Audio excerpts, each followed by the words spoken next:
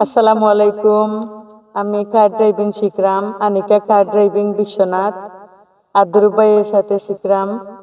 বাইরে গেলে ড্রাইভিং শিখার দরকার, অথবা শিক্ষা রাখলে ভালো, পায়ে বালা করে শিখায়। কোনো মেয়েরা শিখতে চাইলে ভাইয়ের কাছে শিখলে ভালো হইব। ভাইয়ে খুব সুন্দর করে শিখায়, বুঝাইয়া শিখায়। আর আমাদের প্রত্যেকের শিক্ষা থাকার দরকার, জানা থাকার দরকার প্রত্যেকের কাজে। শিখা রাখা ভালো, বাইরে গেলে কাজে আইব, বাংলাদেশে থাকলেও কাজে আইব। তাই সবে আমি কইম ভাইয়ের কাছে শিখবা ইয়া। এখন আমি ড্রাইভিং করলাম, আমি আসলে শিখতাম। দোয়া করবা আপনারা সবে।